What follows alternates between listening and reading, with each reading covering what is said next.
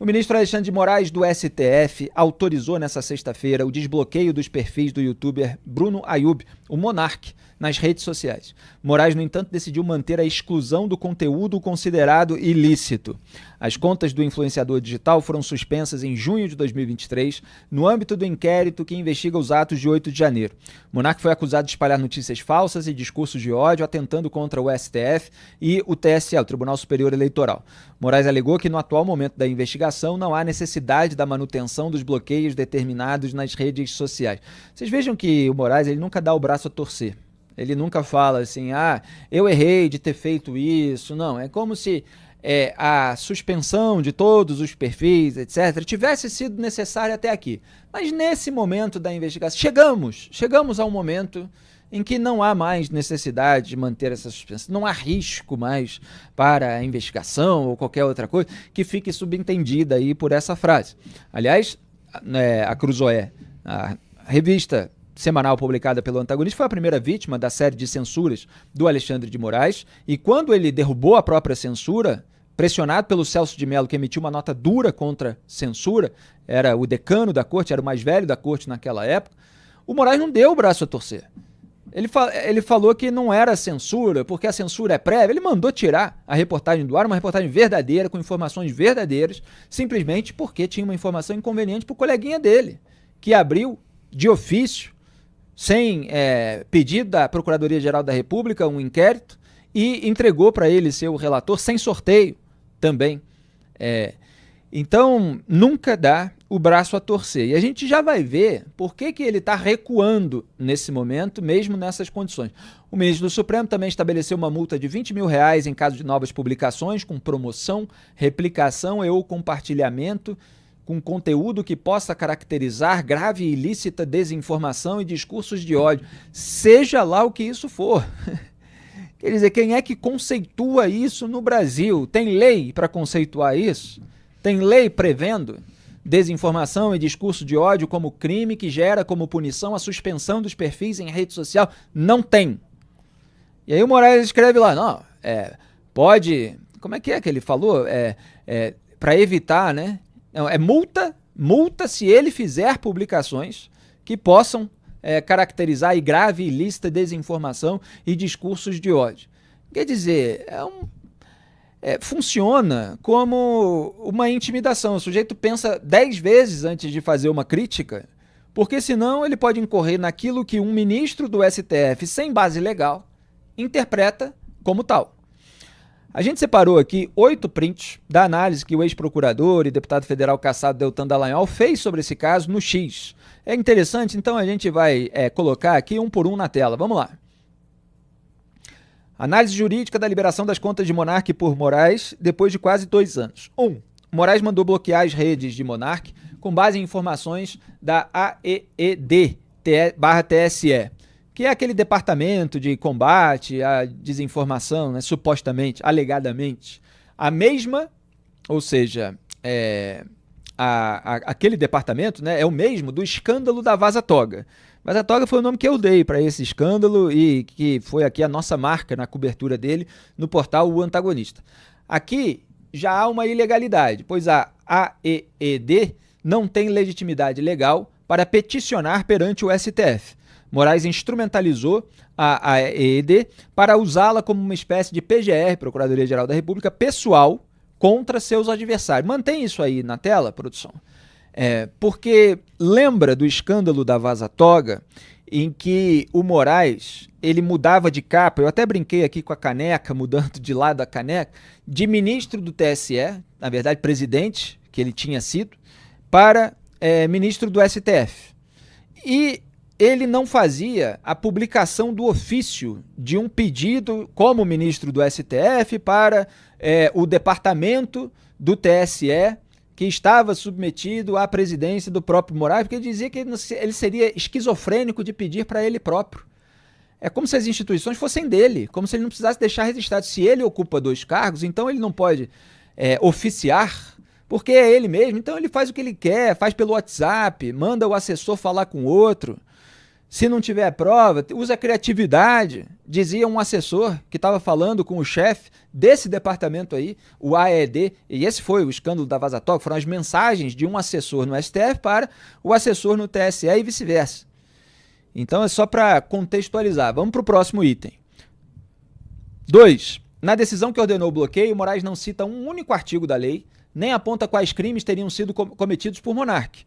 Era o que eu estava falando aqui em relação a um outro ponto, né? Mas era com esse espírito. Em vez disso, afirma que as medidas são necessárias porque Monark teria difundido notícias falsas sobre a integridade das instituições eleitorais.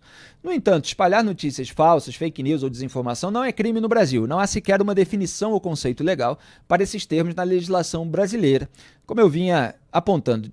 3. Vamos lá.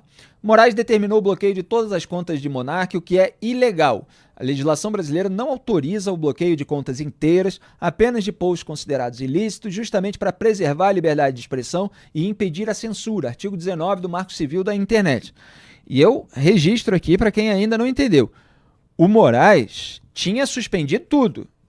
Aí agora, depois de muito tempo, e a gente já vai entender, né, a coincidência temporal, ele resolveu minimizar os efeitos da sua decisão, entregando os perfis novamente e tirando simplesmente aquele conteúdo específico que foi problematizado.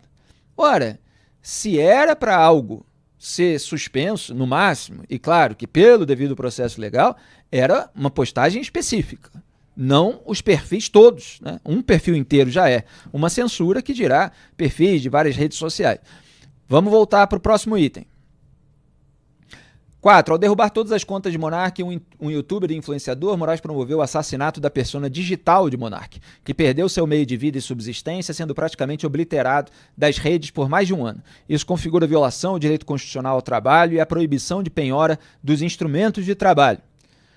Então, quer dizer, as pessoas, olha, elas podem concordar ou discordar daquelas declarações do Monark, gostar ou não desgostar dele em razão de outra atuação, etc. A despeito disso tudo, quando se toma uma decisão gravosa, precisa se justificar legalmente. Então aqui se questiona o fato objetivo. Monark era um influencer digital que ganhava em monetização das suas contas, da sua atividade nessas plataformas, e foi pedido, portanto, de manter aquela fonte de sustento, que era aquele trabalho com o qual ele estava acostumado. Quer dizer, o sujeito tem que reconstruir a vida profissional para ter ali o sustento de cada mês por uma decisão que fere o devido processo legal, para a gente dizer o mínimo. Continuando. Próximo item, 5. Na decisão, Moraes emitiu uma ordem genérica para que Monark se abstivesse de publicar, promover, replicar e compartilhar notícias fraudulentas, fake news, sob pena de multa diária de R$10 mil.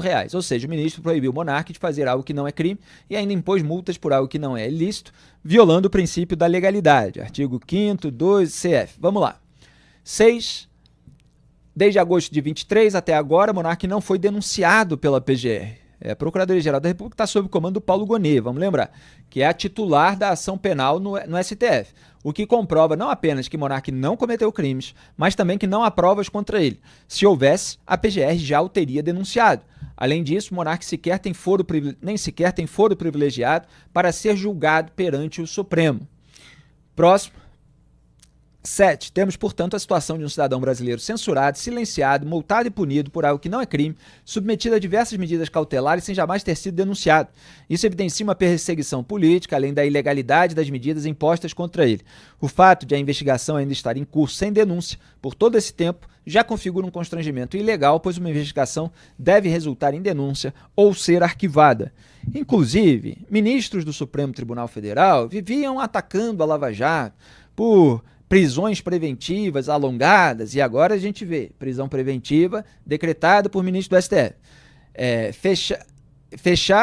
Sendo que na Lava Jato havia denúncia, e esse é o ponto que eu queria. E tem outras coisas, né, de incoerência, pelo menos do ponto de vista retórico, de atacar a Lava Jato por fechar a delação premiada com quem estava preso, que era uma minoria na Lava Jato, 20% dos casos na Lava Jato, 80% era de gente solta, e agora eles fecham com delatores presos, como o Mauro Cid, como o Rony Lessa, eles ministros do Supremo Tribunal Federal, quer dizer, por trás desses processos.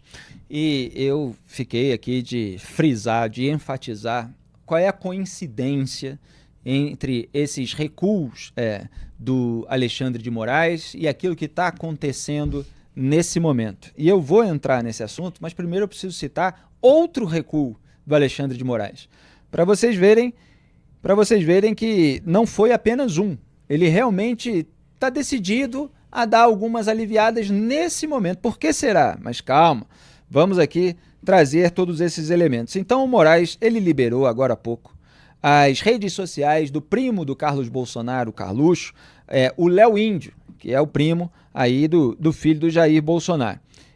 Isso depois de ele desbloquear as redes do Monark. Então o Léo Índio é o Leonardo Rodrigues de Jesus, primo aí do vereador federal internacional, como a gente ironizava. Segundo Moraes, as publicações ilícitas que originaram o bloqueio dos perfis de Léo Índio devem ser removidas das redes sociais. Além disso, o ministro estipulou multa diária de R$20 mil em caso de publicações que promoverem conteúdos que possam caracterizar grave e ilícita desinformação e discurso de ódio. Quer dizer, liberou com as mesmas condições que impôs ao Monark, com nenhuma base legal para esses dispositivos, para esses conceitos de desinformação, discurso de ódio, etc.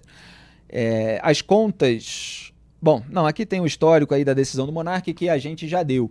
Tem mais print do Deltan, produção, é isso? Vamos colocar exatamente porque aí a gente associa aquilo que eu estava querendo explicar.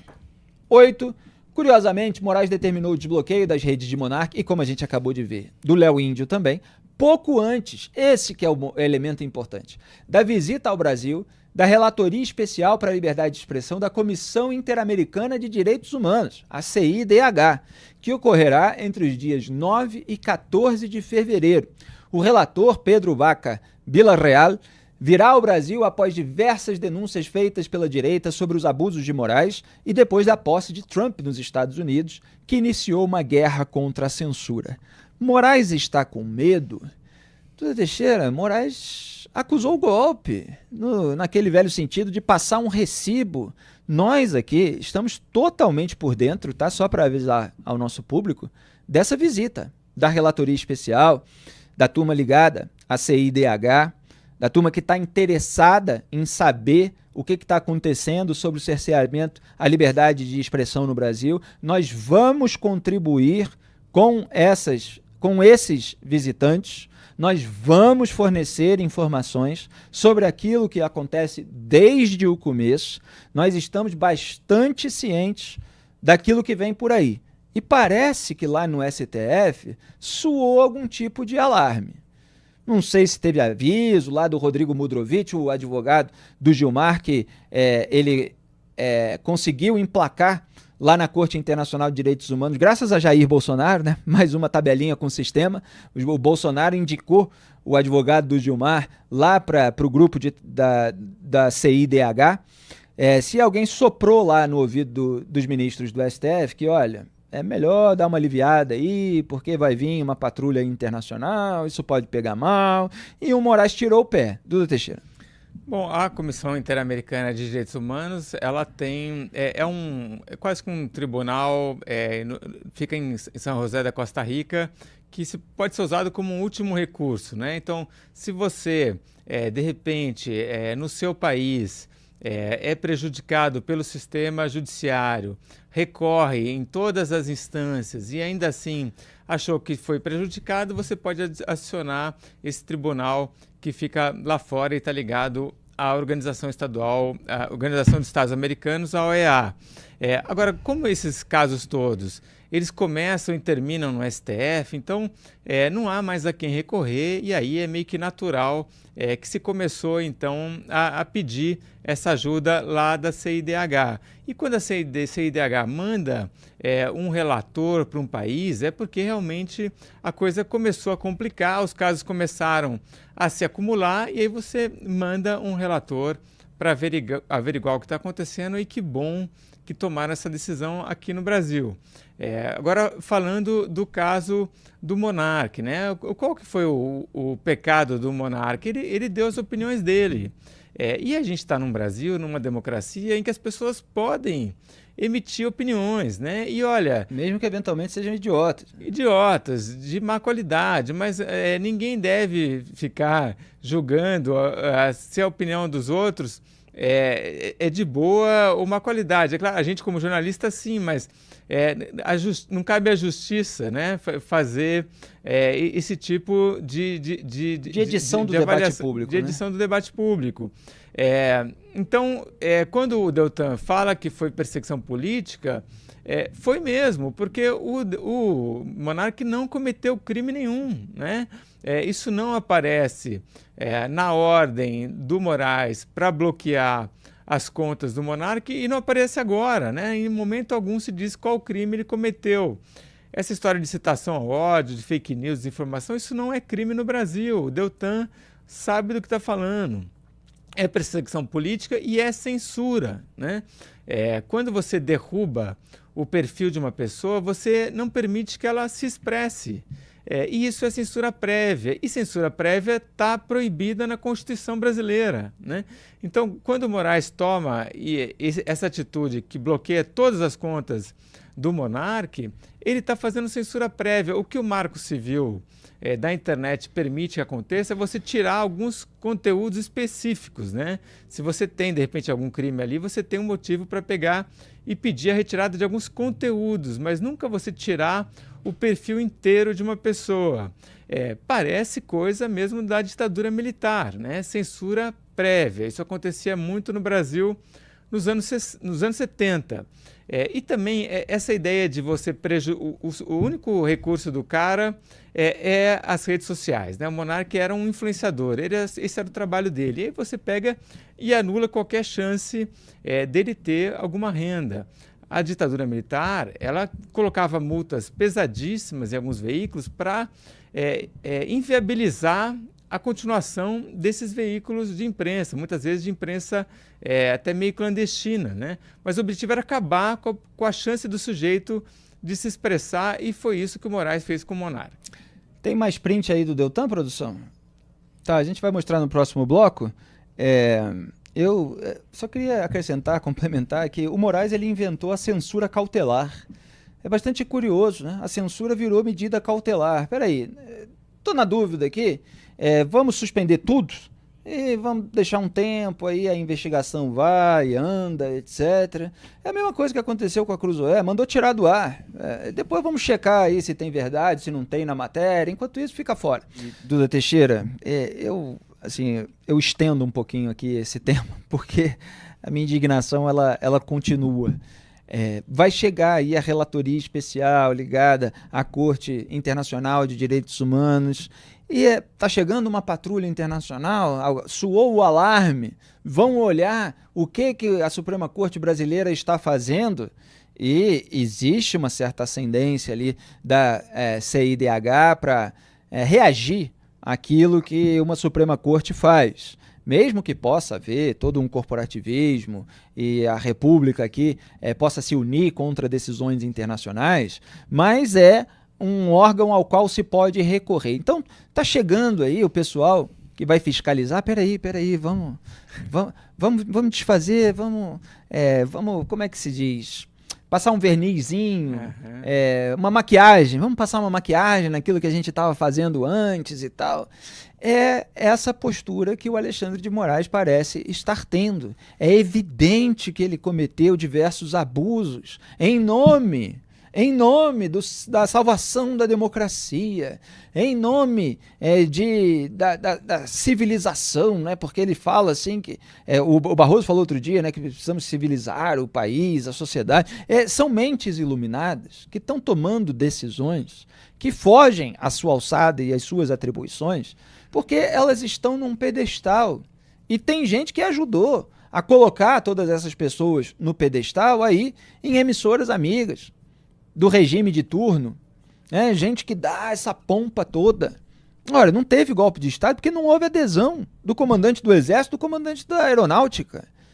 Então, um monte de gente lá invadindo, depredando patrimônio público, por mais que tivesse uma intenção, um desejo e uma fala de teor, de defesa de uma ditadura militar, etc., não tinha como sustentar aquilo na prática. Mas o simples fato de aquelas pessoas terem pedido para... O simples aqui no sentido objetivo da explicação. É um elemento grave que a gente já mostrou aqui incansavelmente. Mas o fato de eles terem pedido lá para o exército, de eles terem invadido, etc., se tornou assim o ponto de legitimação para tudo que o STF faça. E a gente não pode aceitar isso. A gente não faz parte desse grupo, até do mercado da comunicação, que entra nesse nós contra eles. Não, precisamos ficar do lado do STF, porque a alternativa é a extrema-direita. Precisamos ficar, né? Ou outros segmentos que falam, não, precisamos ficar do lado da esquerda, porque a alternativa é o Bolsonaro. Precisamos ficar do lado do Bolsonaro, porque a alternativa é o Lula. Precisamos ficar do lado dos fatos, da verdade, da moralidade pública, do senso de justiça, do povo brasileiro, do cidadão comum, pagador de impostos. É isso que está faltando no debate público, é esse espaço que a gente busca preencher. Duda Teixeira. E, Felipe, não vai funcionar, né? Essa tentativa do Moraes agora de limpar a cena antes que chegue aí o relator de liberdade de expressão da CIDH, não vai resolver, né? Porque não vai. O mundo hoje, as informações circulam, né? E ficam registradas. Ele está vindo aqui, mas o Pedro Villarreal, né? Mas ele tem acesso a tudo que está acontecendo no Brasil, né? Ele tem lá os assessores deles, os comissários. É só entrar na internet aqui, ver o que a gente publicou já na revista Cruzoé, livros publicados já sobre o assunto. Escrevi diversas cronologias sobre a verdadeira história do inquérito das fake news. É só procurar. Aliás, coloquem no Google hoje à noite, no fim de semana, a verdadeira história do inquérito das fake news, o antagonista, que vocês vão encontrar lá esse tópico em uma das minhas cronologias. Diga. E isso era uma coisa, essa de limpar a cena é uma coisa que não funcionava nem lá na época eu fiz uma comparação aqui com a ditadura militar, vou fazer mais uma, mas na década de 70 tinha isso, né? A ditadura às vezes acontecia na Argentina, no Brasil, tá vindo aí um americano, tá vindo um europeu, vamos dar uma limpada na cena, né? E aí tentava fazer ali uma visita meio controladinha para o sujeito só ver aquilo que os ditadores queriam ver, mas mesmo assim eles conseguiam ter noção do que estava acontecendo, né? Agora é impossível, né, esconder a realidade. E ainda que o Moraes agora libere os perfis do Monark, teve uma injustiça aí que foi cometida e que precisa ainda ter uma solução, né? O Monark ficou 1 ano e meio sem as redes dele. Né? Como é que ele vai ser recompensado? Exato, né? Quem é que vai cobrir todos os custos desse período? Quer dizer, quem é que vai recompensar pela monetização que ele não teve e que ele teria, porque tinha uma audiência grande nas redes sociais. E, repito, nada disso do que a gente está falando significa necessariamente concordar com tal ou qual declaração. Certamente temos enormes divergências e, eventualmente, podemos ter algum tipo de alinhamento. Não é sobre isso. É sobre um método que o Moraes utilizou da censura cautelar, como eu estou chamando aqui. Quer concluído? É isso. Então, esse recuo agora de última hora do Moraes não só não vai conseguir limpar a cena, como também não vai corrigir a injustiça que já foi feita. Vamos colocar aí os últimos tweets do Deltan, porque vão amarrando aí todos esses elementos que a gente falou. Pode botar a produção na tela. Mais uma rede social liberada por Moraes, ele está se referindo ao caso do Léo Índio, há 3 dias da visita da Relatoria Especial para a Liberdade de Expressão da Comissão Interamericana vir ao Brasil para investigar nossas denúncias de abuso do STF e de Moraes. Está ficando interessante, temos um padrão. Próximo. Já que o ministro Alexandre está liberando as redes sociais dos censurados e perseguidos políticos do Brasil antes da visita da Relatoria Especial para a Liberdade de Expressão da CIDH ao Brasil, gostaria de solicitar encarecidamente ao ministro acesso ao inquérito das fake news, onde Moraes me incluiu em junho de 2023 e ao qual nem eu, nem meu advogado tivemos acesso até hoje. Grato.